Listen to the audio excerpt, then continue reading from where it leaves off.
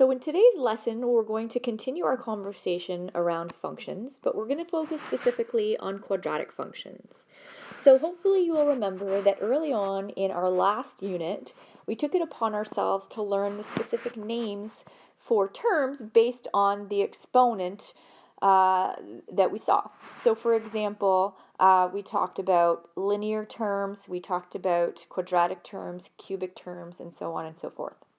So hopefully you'll remember, and in case you don't, here's our reminder, that a quadratic term is one that has an exponent of 2 on it. So a quadratic function is a function where the term with the highest exponent is quadratic, so the x squared. So any function that's quadratic is going to have a squared term, or you may see that the sum of terms ends up being 2. So let me give you an example of that. So for example, if I had something like an x and a y, that would be considered a quadratic term because the sum of the exponents would be 2.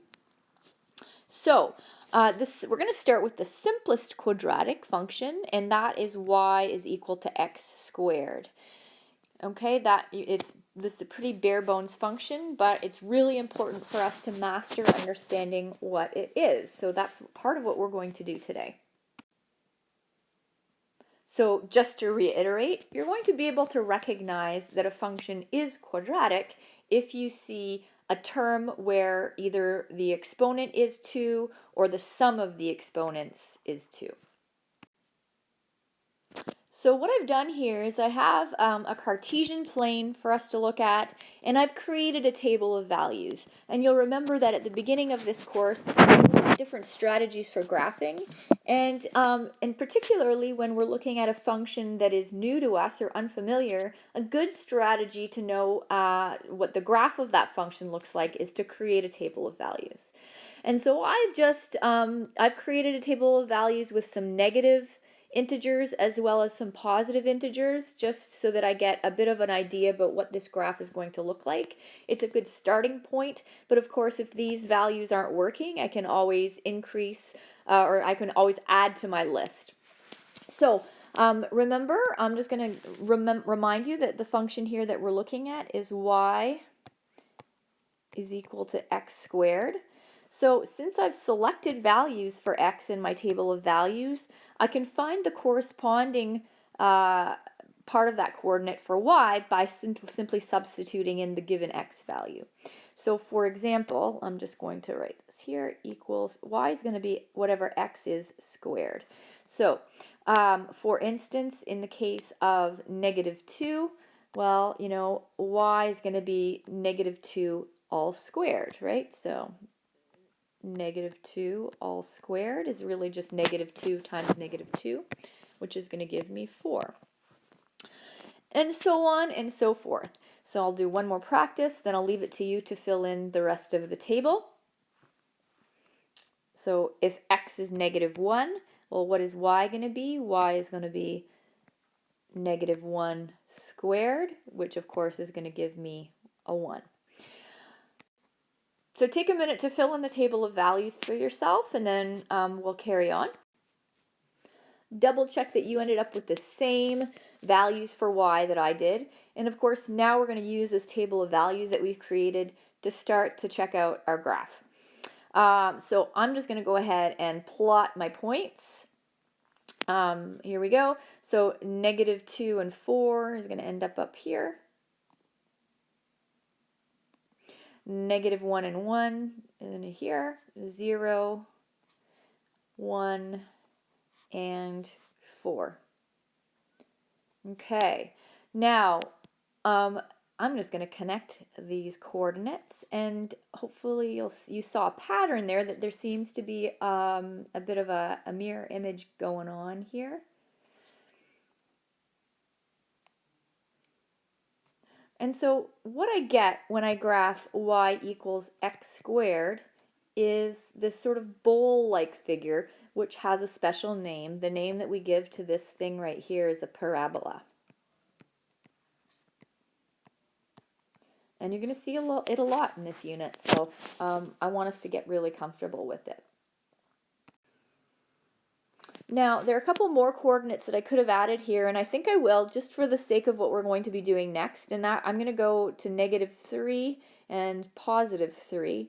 Now, when I square something, of course, I'm multiplying it by itself, and so any negative x values are going to become positive y values. So I'm going to end up with 9 here and 9. So those would be 2 extra coordinates if I wanted to put them in just to kind of make a more accurate graph.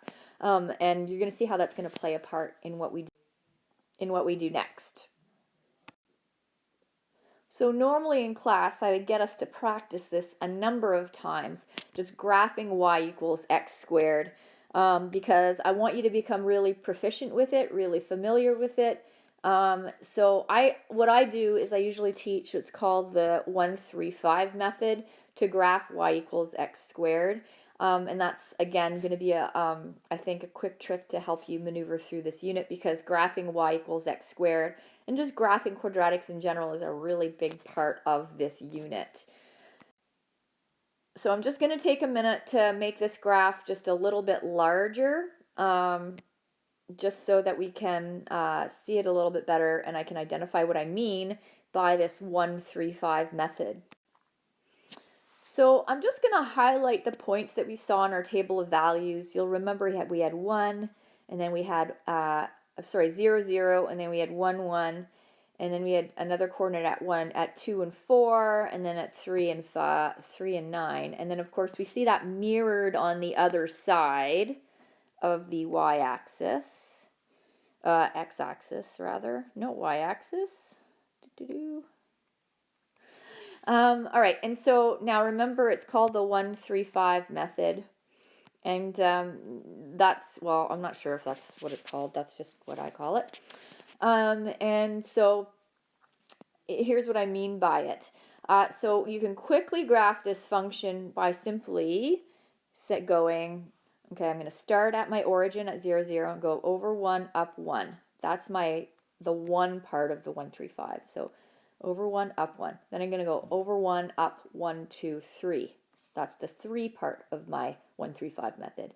Okay, then I'm where I am, I'm going to start, I'm going to 1 over, and then 1, 2, 3, 4, 5, and there I am, up again. Okay, so again, 1 over, 1 up, 1 over, 3 up, 1 over, 5 up, and that will allow me to quickly graph my quadratic. So I've just opened up a browser here with a blank Cartesian plane, just to kind of demonstrate that with a blank slate. So again, I'm going to just write this out, it's the 1-3-5 method that I need to think about. So where do I start? Well, I start at the origin, and then I'm going to go over 1, up 1, so I'm going to plot a point there. Then I'm going to go over 1 and then up 1, 2, 3, plot a point there. Then I'm going to go over 1 and up 1, 2, 3, 4, 5, and then I'm going to plot a point there. And then what I'm going to do is I'm just going to mirror that on the other side. So, I have a point here, and then I'm going to have another point mirrored on this side, in the negative component of this Cartesian plane, and then over here as well. So let me just fill those in. And here we go, and then there. And then I'm good to go. I just want to join that in a nice, well, let's make it nicer than I just did. A nice smooth curve. It's harder to do with my stylus, my apologies. And there I go. So again, that's just a quick way to graph a parabola, and I want you to get really familiar with that. All right, so as with any new concept in math or in science for that matter, there is often some terminology that's really specific to that particular concept. So I want to talk to you about some features of parabolas, some key terms that we're going to be using throughout the unit, and I want you to understand what they mean. So the first term that I want you to know about is the vertex. Well, if I say identify the vertex of the parabola, what do I mean by that? So the vertex is either it's the coordinate of the highest or lowest point in a parabola. So for instance, when I look right here on this red parabola, right, I can see that the vertex is right in here at this lowest point. So what I would do, I'm going to just zoom in here and identify where that vertex is. So it looks to me like the vertex is right here at -5 and at -6, right? So so there it is. Whereas if I look at this blue parabola, you know, we're looking at it at being at the top part of that parabola, and so it looks to me like its vertex is at 1, 2, 3, and whatever that is, 5, 6, 7, 8. Right, so there we go. So those would be the coordinates of each of those parabolas. So if you want to write your own little definition for vertex, I think I'm going to write something like, let me write it here. So I've written in a sort of a kind of a definition, the coordinate of the highest or lowest point of the parabola. Of course, it depends on whether it's you know, opening upward or downward. So that gives you an idea. But remember that it's a coordinate, so you're going to want to see both an x and a y component to that. So let's talk about maximum and minimum. So the maximum and the minimum are connected to the vertex. The difference is that the maximum or the minimum, so in this red graph, well, what would I have? Well, I'd have a minimum. There's a low point. Whereas in the blue graph, I would have what's called a maximum. Okay, so right here, I have, that's my minimum. And over here, I have my maximum. But whereas the vertex describes like an x, y coordinate, the maximum or the minimum describes only the y component of that. Because of course the maximum minimum is a vertical sort of direction, right? So really all that you're doing when you're describing the maximum or the minimum is you're describing the y component of the coordinate of the vertex. So for example, in the red graph, I might say that the minimum is at y equals -6, whereas in what I would describe the maximum as in the blue graph would be at y equals, what did we say that was, 5, 6, 7, 8, y equals 8. So there we have it, right? Whereas if I'm talking about the vertex, then I would have the x component included as well. I think direction of opening there's not really a definition there, but, you know, I want to look at it as, you know, if the red parabola we would say is opening up, and so that's when it looks more like a bowl. Whereas if parabola is opening down, then I would say it looks more like a hill. But I think that's fairly straightforward. The next thing I want to talk about is the axis of symmetry. So the axis of symmetry, anything that is symmetrical has some sort of like a mirror image type plane about it. So the axis of symmetry is sort of that invisible line that it basically cuts the parabola in half. So I'm going to draw in the axis of symmetry for each of the parabolas. So for my red parabola, and you're going to have to pardon me again because I am trying to maneuver this on my using my stylus. But basically, oh, you know what? I'm going to draw a little line here using my line function. So if I were to draw just a vertical line here, now I'm going to reposition it. Here would be my axis of symmetry for my red parabola. And so I'm going to move it over just a smidge here. I'm not sure how accurate I can get this, but I'm going to do my best. Well, it doesn't seem to be letting me do that super well, but we can envision that it is passing through this line is passing through at x equals -5. So really what the axis of symmetry is a line that passes through my minimum or my maximum of my parabola. So I'm going to write that down. I'm going to write a little definition down for that. Okay, so here I've written a bit of a simple definition. So the axis of symmetry is an equation of a line. It's a line that has an equation, and it's going to divide that parabola into two equal pieces, into sort of like a mirror image, and passes through the vertex. So it's always going to have the form x equals something, and that something is the x component of the vertex. So if I were to look at my blue parabola, well, what would my axis of symmetry be? What would the equation of the line? Well, it appears, and again, my stylus is going to get this not so super accurately, but there you can see that, there is my line dividing my parabola in half roughly. And if I were to find out the equation, want to know the equation of my axis of symmetry, well, it's at 1, 2, 3, it looks like. That is the x component of my vertex. And so I would say that the equation of the axis of symmetry for my blue parabola would be x equals 3.